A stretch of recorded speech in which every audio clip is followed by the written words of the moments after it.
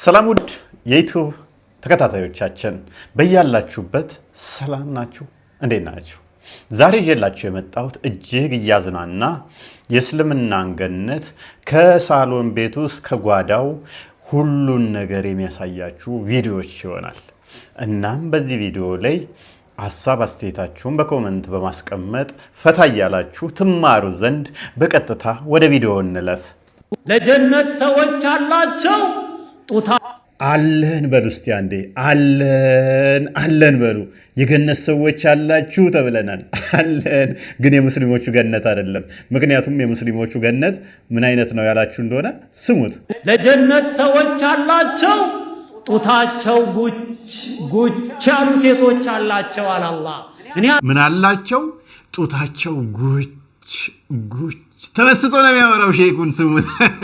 ጡታቸው ጉች የሆነ ገጠር ላይ እህል አይዳችሁ ምናምን ጉች ይደረጋል። ጤፉ ክምሩና እንደዛ ነው ያስመሰለው። ጡታቸው ጉች አላቸው። ደግሞ እኔ አይደለሁም ያልኩት ይላል ራሱ እየነገረን። ስሙት። አላልኩም አላህ ነው ያለው። ወላሂ የማይፈርጥ የማይሟሟ የማይወርድ የማይጎል ዘላለም ያበጠ ጡታ። ምን ሰማችሁልኝ? እኔ አይደለሁም ያልኩት ያለው ማን ነው? አላህ ነው። ጡታቸው ጉች ያለ ያበጠ የማይፈርጥ የማይሟሟ የማይሟሽሽ ያበጠ ጡት በገነት ታገኛላችሁ። ይሄ ሙስሊሞችን መወሰሻና እስልምናን ተመኝተው ገነት እንዲገቡ ይሄንን ታገኛላችሁ እያሉ የሚያጃጅሉበት ነው። በጣም ነው የሚያስቀው። በጣም ነው ፈታ የሚያደርገው። እንዴት ሰው ያበጠ ጡት እሱን ለማሸት ገነት ገባለሁ ብሎ እስልምና ውስጥ ይቆያል? ስሙልኝማ አላቸው። በነካኸው ቁጥር ያስደስተሃል ያ ረቢ አላህ። ለእናቶቻችን ይሄማ ነክቶታል። ምን አለ? በነካኸው ቁጥር ያስደስተሃል ያ ረቢ አላህ እያለ ተመስጦ እያወራ ነው። ገነት ሄዶ ሆነ ክሊክ አድርጎት ነክቶት የመጣ ነው ይመስለው። ያን ያበጠ ጡቱን በነካኸው ቁጥር ያስደስተሃል ያ ረቢ አላህ እያለ በጣም ተመስጦ ስሜት ውስጥ ገብቶ ሲያወራ ስታዩት ምን ያህል እስልምና ከጭን እንደማይወጣ በዚህ መረዳት ትችላላችሁ። በነካኸው ቁጥር ያስደስተሃል ያ ረቢ አላህ። ለእናቶቻችን እንደ እህቶቻችን መማሟት መውረድ አይታወቅም። እኔ አላልኩም አላህ እኮ ነው። ወላሂ ጡታቸው ጉች ያሉ ሴቶች አላቸው። ወአትራባ በእድሜ እኩል የሆኑ የ33 ዓመት እድሜ ያላቸው ወጣት የሆኑ ሴቶች አሉላቸው። ለማን?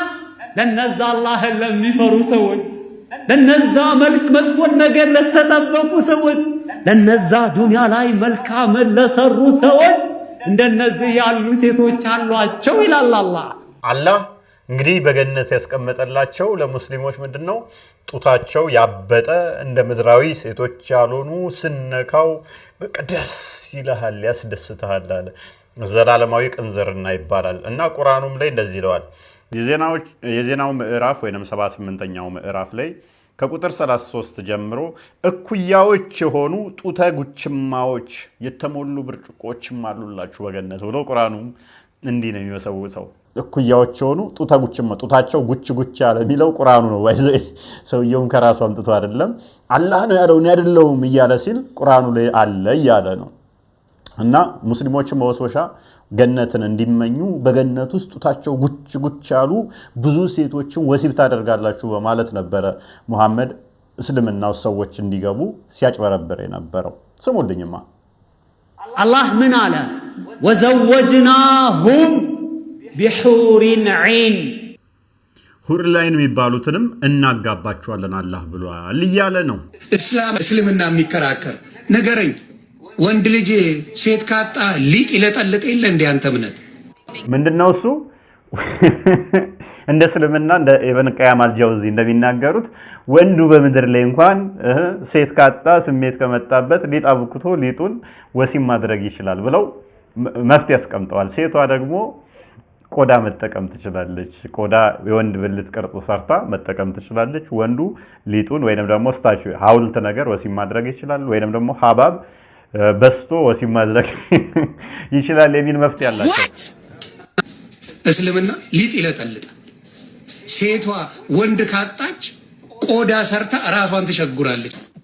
ይሄ አይደል እንዴ አንተ እምነት የሚለው? የትኛው እምነት ነው? የትኛው ሃይማኖት ነው ብታወራኝ? ወጅባራ እንግዲህ የእስልምና አስተምሮ ነው። የእስልምና አስተምሮ ነው። ይሄንን አብሽሩ። እዚህ ሾፒንግ ሄዳችሁ ገንዘብ አጥሯችሁ መግዛት የማትችሉትን ነገር ሁላ ስሙ። እዚህ ምድር ላይ ሳላችሁ ሾፒንግ ወጣችሁ ገንዘብ የቸገራችሁ መፍትሄ ያለ እስልምና ውስጥ ምን አይነት መፍትሄ? ሄደህ ለምሳሌ የሆነ ነገር ልገዛ ሄደህ ገንዘብ ካጠረ እንደ እስልምና መፍትሄው ምንድነው? ምንድነው እሱ? ገነት ስገባ የሾፒንግ ምንድነው እሱ? እናዳምጠዋ። አብሽሩ ጀነት ላይ ትንበሸበሻላችሁ። ወላሂ ለእናንተ በጀነት ውስጥ ነፍስያችሁ ያሻችሁ ነገር አለ። አንዳንዴ ተመኝቶ ያጣኸው ነገር ሁላ እዛ አለ። አብሽር። የመብል አይነት ሊሆን ይችላል፣ የመጠጥ አይነት ሊሆን ይችላል፣ የመላብስት አይነት ሊሆን ይችላል፣ የመኪና አይነት ሊሆን ይችላል። እዚህ ፌራሪ ያለ ቡጋቲ አለ አይደለ እንዴ? እነዚህን መንዳት ያልቻልከው አብሽር ትነዳዋለህ እዛ። ወላሂ ሰማችሁልኝ? የመብል አይነት ትበላለህ እዛ በደንብ የመጠጥ አይነት ትጠጣለህ። አብሽር። ልብስ ከሆነ ጫማ ከሆነ በገነት ታገኛለህ። አብሽር። ደሃ ከሆንክ መኪና ከሌለ ፌራሪ ቡጋቲ በገነት ትነዳለህ። ሙሐመድ እንኳን ፌራሪ እና ቡጋቲን አያውቃቸውም። አሁን ያሉት ግን ፌራሪ እና ቡጋቲ መንዳት የምትፈልጉ ካላችሁ በገነት አላህ ይሰጣችኋል፣ መኪና ይሰጣችኋል። ስለዚህ እስልምና ውብ ሃይማኖት ነው። እስልምና ተቀበሉ። በትልልቅ እቃ ምግብ ትበላላችሁ፣ ብዙ ምግብ ይሰጣችኋል ገነት ስትመጡ እና መኪናም ታገኛላችሁ እያሉ ቅስቀሳ እያደረጉ ነው። ወገን እንስማው። ይህ እንግዲህ እስልምና ሃይማኖት ነው፣ አስተምሮቱም ጭምር ነው። ጀነት ውስጥ እንግዲህ አልጋ አለ። ምን አለ? ጀነት ውስጥ አልጋ አለ። ሆስፒታል አይደለም የተባላችሁት፣ መኝታ ክፍል አይደለም የተባላችሁት። ጀነት ውስጥ አልጋ ተዘጋጅቶልሃል። ምን ልታደርግ? አዳምጡ። አልጋ ደግሞ ሪሞት ኮንትሮል አለው። አልጋው ሪሞት ኮንትሮል አለው። ሪሞት ኮንትሮል ያው በሪሞት ነው ከፍ ዝቅ የምታደርጉት። አልጋው ሪሞት ኮንትሮል አለው። ማሜ ግን ያውቀው ነበረ። ማለትም መሐመድ በ7ኛው ሴንቸሪ ላይ እስልምናን ሲመሰርተው ሪሞት ኮንትሮል ያለው አልጋ እንዳለ ያውቅ ነበር ነው ወይንስ የአሁኑን ዘመን ደግሞ ለመዋጀት ስትሉ አልጋው ሪሞት ኮንትሮል አለው እናንተ ማንጠፍ አይጠበቅባችሁም፣ በሪሞቱ ስትናኩት ከፍና ዝቅ ይላል ይነጠፋል እያላችሁ ህዝቡን እያጃጃላችሁ ነው። ሰው እንዴት በዚህ ይጃጃላል? አልጋ ገነት ውስጥ ይሰጣል። የምትተኛበት አልጋ አለ፣ ወሲብ የምታደርግበት፣ እሱም ሪሞት ኮንትሮል ነው። እስልምና ውብ ሃይማኖት ነው እያልክ ስታጃጅል፣ ይሄ ለአንድ ሀብታም ለሆነ ሰው ምኑ ነው? ቤቱ አልጋው ሪሞት ኮንትሮል ለሆነ ሰው አልጋ ላለው ሰው ምኑ ነው? በእነስማቸው እስቲ። ይህ አልጋ ወደ ላይ እንድንወጣ ከፈለግን ወደ ላይ ያወጣናል። ሙተኪኢን ዐለይሃ ሙተቃቢሊን እንደሚለው አላህ ሱብሓነሁ ወተዓላ የተለያዩ ቦታዎች ላይ እዛች አልጋ ላይ ይቀመጣሉ። ሙተቃቢሊን ፊት ለፊት ደግሞ ጀርባ ይሰጣጡ ሲቀመጡ የጀነት ሰዎች ፊት ለፊት እንዲያወጉ፣ እንዲጫወቱ፣ እንዲደሳሰቱ ማለት ነው። ግልጽ አይደለ? አላህ ሱብሓነሁ ወተዓላ ይወፍቃል። አላህ ይስጠን እያለ ነው። ምን ሴቶቹ ፊት ለፊት አልጋው ላይ ይሆናሉ፣ የተቀጣጩ ነው፣ እነሱን ይዞራሉ። አንተ በቃ ስራህ ምንድነው? ሴቶቹን ድንግልና ማፍረስ ነው። ከዛ በቃ አንዷ ስትቀየር አንዷ ስትቀየር አንዷ። በጣም ምርጥ ጨዋታ ነው ይሄ ነገር አይደለ? የሚገርም ነው። በጣም የሚገርማቸው የጀነት ውስጥ ኻዳሚዎች አሉ፣ ይጋድማሉ። እነዚህ የጦፎን የሚዞሩ አሉ ኻዳሚዎች። ቢሲሐፊን ምን ይዘው የሚዞሩ ሳህን ይዘው የሚዞሩ አሉ። በዛ ሳህን ላይ ደግሞ አክዋብ ኩባያዎችና መጠጫዎች ያለው ይዘው የሚዞሩ ኻዳሚዎች አሉ። በደንብ አስተውሉ። ገነት ውስጥ አልጋው ላይ ካዳሚዎች አሉ። ካዳሚዎቹ ምን ይዘው እንደሚዞሩ ደግሞ ላንብብላችሁ። የጌጣጌጥ ምዕራፍ ላይ 43ኛው ምዕራፍ ቁጥር 71 ላይ እንደዚህ ይላል። ከወርቅ የሆኑ ሰፋፊ ዝርግ ሳህኖችና ኩባያዎች በእነሱ ላይ ይዞራሉ። በእርሷ ውስጥ ነፍስ የሚከጅሉት በዓይኖችም የሚደሰቱበት ሁሉ አለ። ማለትም በገነት ለተኛው ሰውዬ በትልቅዬ ሰፋፊ ሳህን ከወርቅ የተሰራና ትልቅዬ ኩባያ ጠጅ ይዘውለት ይዞራል። እና በገነት ውስጥ መሐመድ ሲያታልላቸው አሁን ቢርባችሁም በገነት ውስጥ በሰፋፊ ኩባያ ትጠጣላችሁ፣ በትልቅ የሳህን ምግብ ይመጣላችኋል። ያሂ በትልቅ ሳህን መጣ፣ በትንሽ ሳህን መጣ። አንተ የቤትህ እኮ እዚሁ አሁን የምታደርገው ነው። በትልቅ የዕቃ መብላት፣ በትልቅ የሳህን መጠጣት፣ ኩባያ መጠጣት አሁን ማድረግ የምችለው እኮ ነው። ገነት መሄድ አይጠበቅብህ። ምን እያሉ ነው የሚዞሩት? ጧፍ የሚያደርጉት ወንዱ የተኛል፣ ወሲብ ያደርጋል። ካዳሚዎቹ በትልቅ የሳህን ምግብ ይዘውለት ይመጣሉ። በትልቅ የኩባያ መጠጥ ያመጡለታል፣ እሱን ይጠጣል። ከዛ በቃ ስራው ምንድነው? ወሲብ ማድረግ። እናዳምጠው። አላህ ይወፍቀን። መርሐባ። የጀነት ሰዎች ጀነት ገቡ። የጀነት ሰዎች ጀነት ከገቡ በኋላ ከኒዕማው ከጸጋው ከሁሉ ነገር አልፎ የሚያስደስታቸው ነገር አለ። ለዚህ ነው አቢ ሰዒድ አልኹድሪ ረዲየላሁ ዐንሁ አን ረሱሉላህ ሰለላሁ ዐለይሂ ወሰለም ቃል ኢነላህ አላህ ሱብሓነሁ ወተዓላ የቁሉ ሊአህሊል ጀና ለአህሊል ጀነቶች እንደዚህ ይላቸዋል፣ ለጀነት ሰዎች ማለት ነው። ያ አህለል ጀና እናንተ የጀነት ሰዎች ፈየቁሉነ እንደዚህ ይላሉ የጀነት ሰዎች ለበይክ ወሰዐደይክ ወልኸይሩ ፊየዲክ ኸይሩላ በእጅህ ሆነ ጌታ ለበይክ ይላሉ። ፈየቁሉ ሀል ረዲቱም ይባላሉ። እንዴት ነው መስተንግዶ እንዴት ነው ይባላሉ። ወደዳችሁትና የጀነት መስተንግዶ ይባላሉ። ዱንያ ላይ ለፍታችሁ ነበር፣ ዱንያ ላይ ጥራችሁ ነበር፣ ዱንያ ላይ ማለት ነው የኔን ውዴታ ፍለጋ ብዙ ወጣችሁ ወርዳችኋል። ዛሬ ደግሞ ይኸው እድለኞች ናቸው። እንዴት ነው መስተንግዶ ይላቸዋል አላህ። እንግዲህ መስተንግዶ አለ። ምንድነው የሚስተናገዱት? ይጠጣሉ። ምን ቅድም እንዳሳየዋችሁ በትልቅ የኩባያ ጠጅ ያመጡላቸዋል። ጠጁ ደግሞ ከምን መሰላችሁ የሚሰራው? የሰው ምዕራፍ ወይንም ደግሞ 76ኛው ምዕራፍ ቁጥር 17 ላይ እንዲላል በእርሷም መበረዣዋ ዝንጅብል የሆነችን ጠጅ ይጠጣሉ። የሚጠጡት ምንድነው? የዝንጅብል መበረዣ የሆነን ጠጅ። በምንድነው የሚጠጡት? በትልቅ የኩባያ። አሁን ለእስልምና ገነት ለሙስሊሞች ትልቅዬ ስኬት ብለው የሚያምኑት በትልቅዬ ሳህን መብላት፣ በትልቅዬ ኩባያ መጠጣት ነው። ገነት ገብቶ ከዛ እነሱን የሚያስተናግዱ ትልልቅዬ ምግብ ይዘውላቸው ይመጣሉ። ይሄ ትልቅዬ ስኬት አድርገው ነው የሚቆጥሩት ሙስሊሞቹ ማለት ነው። እና ይሄ ስኬት አይደለም ወገኖቼ፣ ስኬት አይደለም በፍጹም። ጀነት አረ ያ ረቢ አላህ እንደ ወላሂ መገን የሰው ልጅ እንደ ስሙት ብቻ ጀነት ያ ረቢ ያላ መገን እያለ ምን ያህል ሰርፕራይዝድ እንደሚሆንበት ማለት ነው። ምን ያህል እንደሚወሰወስ ምን በትልቅ የሳህን ለመብላት በትልቅ ብርጭቆ ለመጠጣት ኩባያ ጠጅ ለመጠጣት። በምድር ላይ መጠጣት አይችሉም ጠጅ፣ በገነት ጠጅ ይጠጣሉ። ምድር ላይ በወርቅ የተሰሩ ሳህን በነሱ መብላት፣ በወርቅ በተሰራ ኩባያ መጠጣት አይችሉም። በገነት በዛ እንጠጣለን፣ በሱ እንበላለን። እውቀታችን ትንሽ ሆና ያወቅነው ስለ ዱንያ ብቻ ሆኖ እንጂ ወላሂ ስለ ጀነት ያወቀ እነዛ ሱሐቦች ስለ ጀነት አወቁ፣ ሌላውን ሁሉንም ተው። እንግዲህ አስቡ፣ ያወቅናት ትንሽ ሆና ነው እንጂ ገነትን ብታውቁ እንዴት ይገርማል፣ ይደንቃል። ምክንያቱም ጡታቸው ማይፈርጥ ማይሟሽሽ ጉች ጉች ያለ ይሰጠናል። 100 ሴት በአንዴ ወሲብ እናደርጋለን የሚል አስተምሮት ስላለ ማለት ነው። ሴቶቹ ይዞሩናል፣ እኛ እንትን እንላለን። በትልቅ የሳህን ምግብ ያመጡልናል፣ በትልቅ ብርጭቆ ኩባያ መጠጥ እንጠጣለን። ወገን ይሄ ትልቅ ሳቲስፋክሽን ነው ብላችሁ ታምናላችሁ? እናዳምጣቸው እስቲ ተጨማሪ ምን ይላሉ። ማለቂያ የለውም የእስልምና ተረት። ከነድንጉላ እዛ ሁሌ ቢክራ እኮ ነው።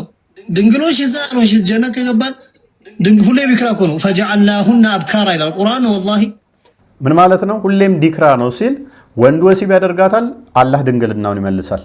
ወሲብ ሲያደርጋት ድንግልና ሲያፈርስ አላህ ድንግልናውን ይመልሳል። የወንዱ ስራ ምንድነው? እዛ የሴቷን ዲክራ ማፍረስ ነው። ሴቱ አላህ ደግሞ ምንድነው? የሴቷን ድንግልና ይመልሳል። አዳም ምን ያደርጋል? ወንዶቹ የሴቷን ድንግልና ያፈርሳሉ። አይለፍልህ የተባለ ነው። አላህ ፈረደበት እኮ። የዚህ ሁሉ ቢሊየን ህዝብ የሙስሊም ድንግል ሲመልስ አስቡት። ወንዱ ሲያፈርስ አላህ ሲደግን፣ ወንዱ ሲያፈርስ አላህ። እንግዲህ ይህንን በጀነት እንደዚህ ይደረጋል እንደዚህ እናደርጋለን ብለው በደስታ እየተናገሩ ነው። እና አዳምጣቸው። ሁሌ ቢክራ ነው። አላሁ አክበር ኢነ አስሐብል ጀነቲ اليوم في شغل فاكهون ይላል። የጀነት ሰዎች ዛሬ ትንሽ ቢዚ ውስጥ ናቸው ይላል። ቢዚነቱ ምን እንደሆነ ታውቃለህ? ምንድነው ገምቱ። የገነት ሰዎች ዛሬ ትንሽ ቢዚ ናቸው። ቢዚ የሚሆኑበት ምንድነው? እረፍት አልባ የሚሆኑበት ወይንም ደግሞ እረፍት ማይኖራቸው በገነት ውስጥ ምን ሲያደርጉ ይመስላችኋል? ግልጽ ነው። ወንዱ እርሻ ላይ ነው፣ አላህ ደግሞ ጥገና ላይ ነው። ያ መካኒክ ነው። አላህ ይመቸው። ሚስት ጋር ግንኙነት ስታደርግ ረገፍ ያችን ነው ቢዚ ሆናችሁ የሚለው ሌላ ስራ የለም። እዛ አባቴ ጀዛ ብቻ ነው። ሰማችሁ? ሚስትህን ረገፍ ስታደርግ እሱ ነው ቢዚ። ሚስትህን ማራገፍ ነው እዛ ቢዚ የሚያደርግ ሌላ ስራ የለም። ቢዚ የሚያደርግህ ድንግልና ማፍረስ ነው። አላህ ደግሞ ድንግልና መመለስ ነው ስራው። ቤት በገነት ውስጥ ሰው ይሄንን ሃይማኖት ብሎ ይከተላል? ወገን ክርስቲያኖች ይሄን ሃይማኖት ብላችሁ ትከተላላችሁ? እንስማቸው።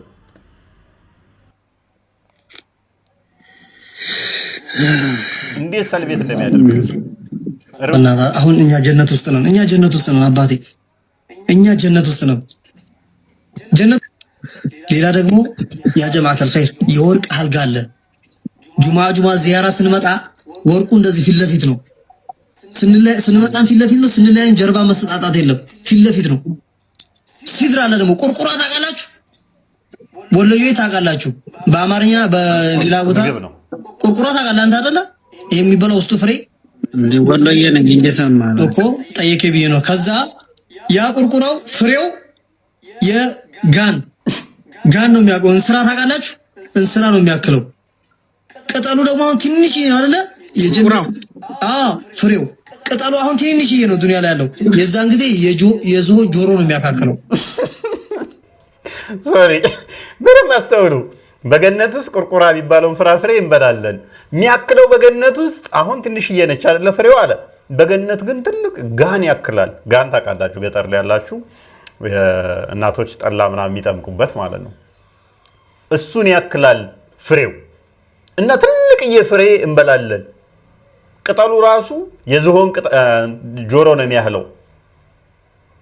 ይሄንን እናገኛለን። እዚህ የምንበላው ፍራፍሬ ቁርቁራ ትንሽዬ ነበረች፣ በገነት ትልቅ ይሆናል፣ ጋን ያክላል። ያንን እንበላለን። አንድ ሆዳም ሰው ስግብግብ ሰው እኮ የሚመኘው ነው ይሄ።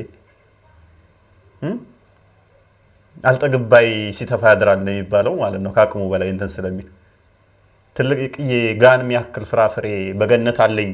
እዚህ ያለችው ፍራፍሬ ትንሽዬ ነች፣ አነሰች ብለህ ትመኛለህ ገነትን? እስልምና ባይዘይ ሱራ በቀራ ላይ ሁለተኛው ምዕራፍ ቁጥር 25 ላይ እንደዚህ ይላል፣ እነዚያ ያመኑትንና መልካሞችን የሰሩትን ለነርሱ ከስሮቻቸው ወንዞች የሚፈሱባቸው ገነት አሉላቸው ያሏቸው መሆኑን አብስራቸው። ከእርሷ ከፍሬ አይነት ሲሳይን በተመገቡ ጊዜ ወይንም በተመገቡ ቁጥር ፍሬያቸው ስለሚመሳሰሉ ይህ ያ ካሁን በፊት የተመገብነው ነው ይላሉ። እርሱንም ተመሳሳይ ሆነው ተሰጡ ይላል። ማለትም በገነት የገቡ ሰዎች ቅድም የበላነው ፍራፍሬ አይደል እንዴ ለምን አይቀየርብንም እያሉ ያማርራሉ ገና በገነት ገብተው። ከዛ አላህ ደግሞ ምን ይላቸዋል? ኖ መልኩ ነው እንጂ የሚመሳሰለው ሌላ ፍሬ ነው የሰጠዋችሁ፣ ሌላ ፍራፍሬ እያለ ይከራከራቸዋል ማለት ነው። በገነት ሄደው እንኳን ምክንያቱም ሆድ ከሆነ ትሰላቻለህ እና ይሰላቻሉ።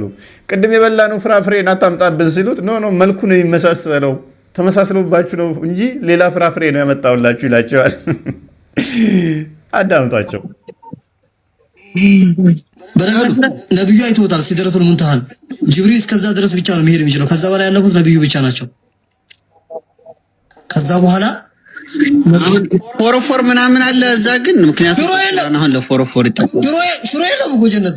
ሽሮ እኮ አይደለም ለፎረፎር አለ ወይ የፀጉር ፎረፎር? ምክንያቱም ፎረፎር የለም ዱንያ ላይ እንኳን ጀነትና ፎረፎር አለ ወይ ብሎ ይጠይቀዋል። ሽሮ የለም። ምን ያህል ሽሮ እንደዘገነነው ነው የሚያሳየው። የልጅ በቃ ተማሯል። ስጋ በልቶ አያውቅም፣ ፍራፍሬ በልቶ አያውቅም። ስለዚህ ምኞቱ ስጋ መብላት፣ ወሲብ ማድረግ፣ ሽሮ ማየት አይፈልግም። አሉ እኮ ብዙ ባለሀብቶች ስጋ ማይፈልጉ ሽሮ የሚወዱ በፍቅር አሉ። ይህ ሰውዬ ገና ፎረፎር አለ እንዴ ሲባል ሽሮ የለም ፎረፎር የሚያመጣው ሽሮ ነው አለ። አዳምጡ። የሚበላ ሰው እኮ ነው ፎሮፎራም። አደሲሃ ያለውን አሁን ብዙ ሰዎች አዱንያ ላይ እየተጠቀሙት ነው። አደሲሃ እና እሱ ምስር እኮ እሱ እየተጠቀሙት ነው አዱንያ ላይ። ሰው እንዴት የጀነት ምግብ እንዲበላ ወላሂ ወፍ ይመጣላቸው ነው። ሰልዋና ምን ነው ቢለው አንዘላ በቃ ጠፋኝ። አሁን ጀነት ውስጥ ከዛ በሐሳብ ገነት ገብቷል በቃ። ስለዚህ ሽሮ የለም ፎሮፎር አይመጣብህም። ሽሮ ስትበላ ነው ፎሮፎር የሚይዝ። ከምሩ እኮ ተመስጦ ነው ያለው። ወፎች ይመጣሉ ያለውን ጠፋብኝ ያለው ምንድነው? ወፎቹ ይበሩና ይመጣሉ። ከዛ ስጋ ሁኑ ትሏቸዋላችሁ፣ ተጠብሰው ከዛ ትበሏቸዋላችሁ። እንደዛ ነው አስተምሮቱ። እንቀጥል። መጀመሪያ የምናገኘው ነብዩ ሐውድ ላይ ሰምሽ ጎበዝ ሐውድ ላይ እናገኛቸውና መጀመሪያ እነሱን እኮ ነው የምንዘይረው። ከሁሉም በፊት እቅፍ አድርገው አስበዋል። ያን አንተ ናፍቆ ያለቆሱት ነብይ እቅፍ አድርገው አይናቸው ላይ በነገራችን ላይ ትልቅ የፍቅር መገለጫ አይን ላይ መሳም ነው። ሁለተኛ አይን መሃል መሳም ነው። ይሄ ዘለ ከንፈር የምታሮጥ ስሜትህ ነው እንጂ ውዴታን እየገለጽ አይደለም። በነገራችን ላይ والله ሻርማ ብሎ ያዛል እኮ እዛ ሄዶ ላ ኢላሃ ኢላላህ ምን ችግር አለው? ወዳለሁ ሻርማ ወላሂ ሻርማ ሄዶ እዛ ያዛል እኮ እንዴት ምናምን ብሎ ይሄንኛው ስለ ያኛው ደግሞ ምን ችግር አለው? ሻርማ እኮ ወዳለሁኝ። ቅድም ሽሮን እንደጣለዋት አሁን ደግሞ ሾርማ ላይ መጡ ማለት ነው። ኦኬ በርገር አልፈልግም ሻርማ። አንተነስ ዶሮ ወጥ? ኧረ ዶሮ ወጥ ደግሞ አንዳንዴ ያምረኛል። የጀነት አዋፋቶች አሉ ከዶሮ የበለጡ ገነት ውስጥ። እንግዲህ አሁን ገነት ሰው ገነት ገብቼ ዶሮ በላለሁ አዋፍ በላለሁ እያለ ሲመኝ ምድራዊ ነው እንዳለ ሐሳባቸው ሁሉ ምኞታቸው ሁሉ ሆድ ነው። ከዚህ የዘለለ እውቀት የላቸውም። ሐና ወላሂ ጥሩ። አልጋው ደግሞ አንተ ምግብ ላይ አልጋው ደግሞ አላረፍረፊና አላቡኪ ራሱ የሚርገፈገፍ ነው ወላሂ። ኧረ እና ያው ሙተኪኢነ አላ ረፍረፊን ኹድሪ ወላሂ ነው የምልህ እኮ ቁርአን እኮ ነው። ያ አልጋው ይርገፈገፋል። በቃ ወሲብ ሲያደርጉበት በቃ አብሮ ራሱ አልጋው እንዴት ልግለጽላችሁ? ይሄ ቪዲዮ አንድ ሬዲዮን ሊሰሙ ስለሚችሉ ማለት ነው። ኤክስፕሊሲትሊ ቁርአኑ እንደሚናገረው ከሆነ እንግዲህ በቃ አልጋውም አብሮ እንትን ይላል። እናንተ ወሲብ ስታደርጉ በቃ ሰፖርት አድርጎ አብሮ እንትን ኤኒዌይስ አዳምጡ።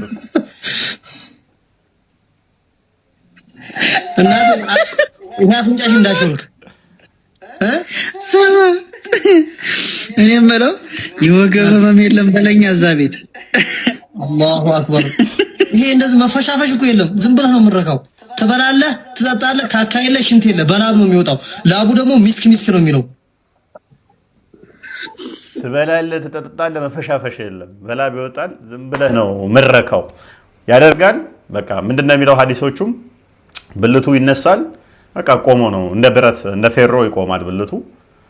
ከዛ በቃ እነ ፌሮ እንትን የሚለው የሚያፈሰው ነገር የለም። የእሷን ድንግልና ያፈርሳል። አላህ መጥቶ ይጠግናል። ያችኛዋንም ሄዶ ያፈርሳል። ይሄ እኮ በሽታ ነው። ጋንግሪን የሚባል በሽታ ህፃን ሆነን እናቅ ነበረ። የእግር ላይ ምናምን ግብዳ የሆነና እግራቸው ያብታል ምናምን ነገር። ይሄም እኮ ብልቱ እንደ ፌሮ ተገትሮ የሚቀር ከሆነ ምን አይነት ደስታ ነው የሚኖረው? ይሄ ከዛ ሄዶ በዛ ያፈርስበታል። ከዛ አላህ መጥቶ ደግሞ ይጠግንበታል። ሽብልቅ በሉት። እንጨት እየበሳ ሽብልቅ ሲመታ እንትን እንደሚለው በቃ ሽብልቅ ሆኗል። ወይንም መሮሮ ምናምን እንደዛ ነው የሚባለው ማለት ነው። ይሄ ምን አይነት ደስታ ነው? ከዛ ጁምዓ ደግሞ ዚያራ አለ። ነብዩን ሂደህ ትዘይራለህ። አላሁ አክበር አለይሂ ሰላቱ ወሰላም። ነብዩን ሂደህ ግንባር አይናቸው መሃል አይናቸው ላይ ስስማቸው እንዴት እንደረካዩት እንዴት እንደተመሰጣሰጣ አስቡት። ወያለ እየረካ እያሰበው ነው። ይሄ ነው እንግዲህ እስልምና ሰዎችን የሚጋብዙት ወደዚህ ወደ ዝሙት ሃይማኖት ነው፣ ወደ ቅንዝርና ነው። ምንም መለኮታዊ መገለጥ የሌለው ከመብልና ከመጠጥ ከመቀመጫና ከጭን ስር የማያልፍ ማለት ነው። ይሄንን እኮ አንድ ሰው በገንዘቡ እዚሁ ምድር ላይ ያለ ሊያሳካው የሚችለው ነው። እናዳምጣውን የሚሉትን አልቅም የነሱ ተረት ማለቂያም የለውም። ጉቹማዎች ጡታቸው ያልወረዱ ሴቶች በቃ ሐሳባቸው አስተምሮታቸው ጡተ ካልክ ጉችማ የሚል ይመጣል ማለት ነው። ጡተ ጉችማዎች በገነት አላህ ያዘጋጀላችሁ ምን ሊያደርጉ ሊያሹ የማይፈርጥ የማይሟሟ የማይማሽሽ እዚህ እህቶቻችንን እናቶቻችንን የማይመስል አላህ ለኛ ያዘጋጀው ጡተ ጉችማዎች እንዳለው ሼኹ ማለት ነው። አላህ ለባሪያዎች ያዘጋጀው ምን አይነት ጸጋ ነው? ለጥንቁቆቹ አለ አላህ መዳኛ ስፍራ አላቸው ለስኬት የሚበቁበት አትክልቶችና ወይኖችም አሏቸው። እዚህ እኮ አትክልትና ወይን ያለበት ቦታ ሄደን መዝናናት እንችላለን።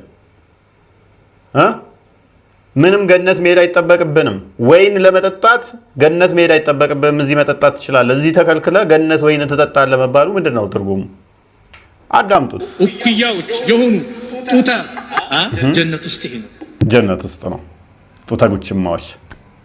ኦልራይት የሙስሊሞች ይሄ ነው እንግዲህ የጀና ጉዳይ።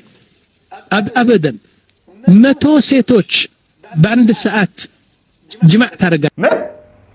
100 ሴቶች በአንድ ሰዓት ውስጥ ምን ታደርጋለህ? ጀማዕ ታደርጋለህ። ምን አላችሁ? 100 ሴቶች።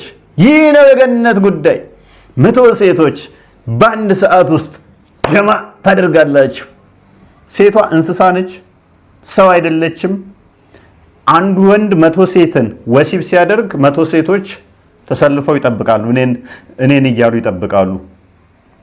ኢብኑ ከሲር እንደሚናገረው ደግሞ ሴቷ ራሱ በቅንዝርና እንደ ግመል በበረሃ ውስጥ ውሃ እንደተጠማች ሴቷ በዝሙት እንደዛ እየተቃጠለች ነው የምትጠብቀው ይላል።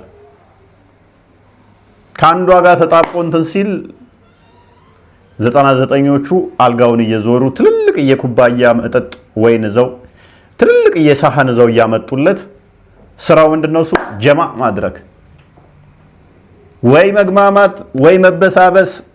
ይሄ ነው እንግዲህ ሃይማኖት የሚባለው። ስሙ እንግዲህ እነዚህ 100 ሴቶች በአንድ ሰዓት ጅማዕ ታደርጋለህ። እነዚህ 100 ደግሞ ሁሉ ቢክር ናቸው፣ ድንግል ናቸው። ለ100 ሴቶች ሁሉ ድንግላቸው ወስደህ እንደገና within 5 minutes ድንግላቸው ይመለሳል፣ ድንግል ይሆን እንደገና። طيب እኔ አልደክምም እንዴ? አራት ደክምም እንደገና ጎበዝ ነው የምትሆነው። ሚስትህስ ይህች የአዱንያ ሚስትህ ደስ ይላታል እንጂ 100 ሴቶች አሉ ይቆጫታል። እንዲያውም ለምን 200 አይሆንም ትላለች። ይህ ሁሉ እያለ ከዚህ በላይ ምንድነው የምጠብቀው ይላሉ። አሁን አላህ Subhanahu Ta'ala አዚደኩም ያበዛል፣ ልጨምርላችሁ ይላል። ፈልገው የጀና ሰዎች ምንድነው የሚጨምረን ከዚህ በላይ ይላሉ። فيقول سبحانه እውነት ነው። አስበው ምን ይላሉ? ምንድነው የሚጨምረልን ከዚህ ወዲያ? ጡታቸው ያበጠ የማይፈርጥ የማይሟሟ የማይሟሸሽ በአንድ ሰዓት 100 ሴቶችን ጀማዕ የምናደርገውን ከዛ በየ5 ደቂቃ ውስጥ ደግሞ ድንግልናቸውን ከመለሰልን ይላሉ። ወገን በኋላ እንዳትወሰወሱ፣ ወገነት የእስልምናውን ገነት እንዳትመኙ። ይሄ አጋንንታዊና ዝሙት የተጠናወተው አንድ አካል ሰዎችን በዝሙት አታሎ የሰበከበት ከክርስቶስ ፍቅር ለማውጣት የሄደበት መንገድ ነው። ውድ አድማጮቻችን እንግዲህ ዛሬ ፕሮግራማችን ይህን ይመስል ነበረ። ዘናፈታ እያላችሁ የእስልምናን የገነት ምኞት ምን እንደሚመስል ተመልክተናል። ታዲያ በክርስትናው ጌታችን መድኃኒታችን ኢየሱስ ክርስቶስ በማቴዎስ ወንጌል ምዕራፍ 22 ላይ ቁጥር 30 እንዲህ ይላል፣ በገነት መጋባት የለም እንደ መላእክት ይሆናሉ እንጂ በማለት ከትንሣኤ በኋላ ማግባት መጋባት እንደሌለ በመንግስተ ሰማያት ይሄ እንደሌለ አስቀድሞ አስተምሮናል። የሙስሊሞቹ የዝሙት መንፈስ የተጠናወታቸው ግን በአንድ ሰዓት 100 ሴቶችን ወሲብ አደርጋለሁ፣ በገነት ውስጥ ጠጅ ጠጣለሁ፣ አልጋው ወሲብ ሳደርግ ይረዳኛል፣ ረፍረፍ ይላል፣ ዝንጅብል ጠጅ ጠጣለሁኝ፣ ወይን ጠጣለሁኝ፣ በትልቅ ሳህን በላለሁኝ፣ በትልቅ የኩባያ ጠጣለሁ የሚል አስተምሮ ምድራዊ ከንቱ እንደሆነ ሁላችሁም አውቃችሁ ወደ ዘላለማዊ ሕይወት ወደሚሰጠው ወደ ክርስቶስ ትመጡ ዘንድ ጥሪ ያቀርብላችኋለሁ። በሌላ ፕሮግራም እስከምንገናኝ በያላችሁበት ቸር ቆዩኝ።